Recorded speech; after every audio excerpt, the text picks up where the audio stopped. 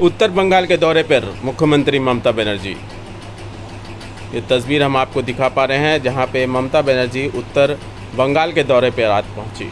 बाढ़ पीड़ित लोगों से मिलने के लिए क्या कुछ कहा उन्होंने, एयरपोर्ट से हम आपको दिखाएंगे। जैसा कि ये तस्वीर हम आपको दिखा पा रहे हैं जहां पे ममता बनर्जी उत्तर बंगाल के दौरे पर निकल पड़ी हैं। जी हाँ, आइए देखते हैं पूरी खबर। क्या कुछ कहा इस मौके पर राज्य के मुख्यमंत्री ममता बनर्जी ने। আমি একটু নর্থ বেঙ্গলে যাচ্ছি, কারণ দক্ষিণবঙ্গের 7টা জেলা আমি ঘুরে নিয়েছি যেখানে যেখানে বন্যা হয়েছে। উত্তরবঙ্গে আপনারা হয়তো অনেকে জানেন বা অনেকে জানেনও না, সাধারণ মানুষের জন্য বলা, দক্ষিণবঙ্গ ডিভিসির জলে যেমন ভেসেছে, উত্তরবঙ্গে নেপাল থেকে কোশি নদীর জল ছেড়ে দিয়েছে কালকে 5 লাখ কিউসেক টন। ফলে ওই জলটা আসছে বিহার হয়ে বাংলায়, গঙ্গায় ঢুকছে। এর ফলে একদিকে সংকোচ নদীর জল কুচবিহার, জলপাইগুড়ি, আলিপুরদুয়ার আক্রান্ত, আর অন্যদিকে নেপাল যে জলটা ছেড়েছে কোশি নদীর জলটা বিহার হয়ে ঢুকতে শুরু করেছে।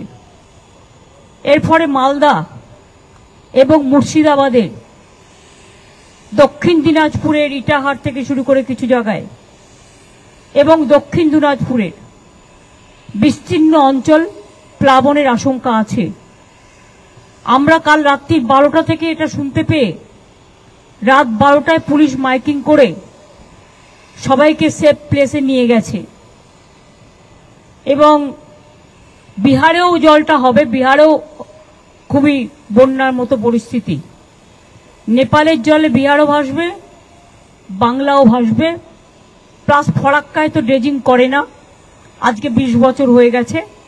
ফলে জলটা যদি ফরাক্কা কিছুটা রাখতে পারত, ড্রেজিং করলে 2-3 লাখ কিউসেক টন রাখতে পারত, তাহলে মালদায়, সুতি, ফরাক্কা এই জায়গাগুলো অন্তত বন্যা হতো না।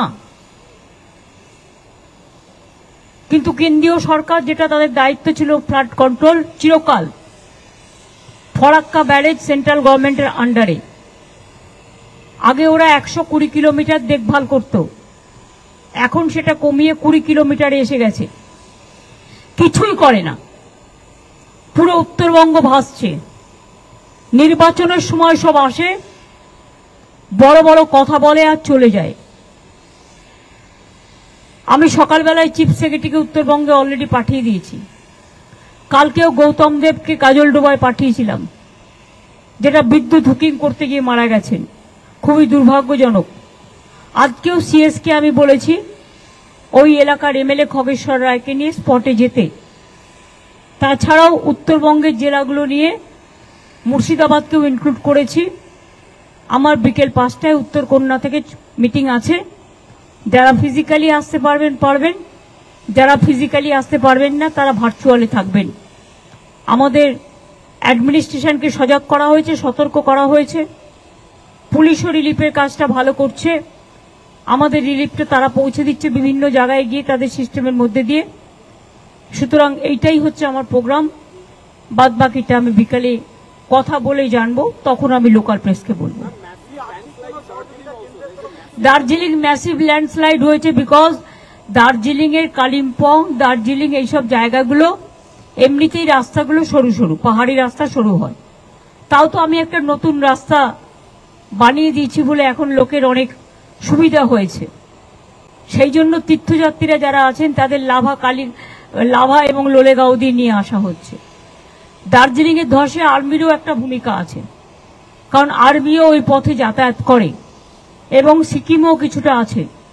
সুতরাং এটা আমাদের আজকের মিটিংয়ে আমি দেখি ওদের কেউ থাকে কিনা, না থাকলে আমরা ওদের সাথে কথা বলবো যাতে ধসটা তারা ইমিডিয়েট মেরামত করে। কারণ এটা বেশি কাজে লাগে, যেমন আমাদেরও সাধারণ মানুষের, আর্মিরও কাজে লাগে, মানে দেশের কারণে।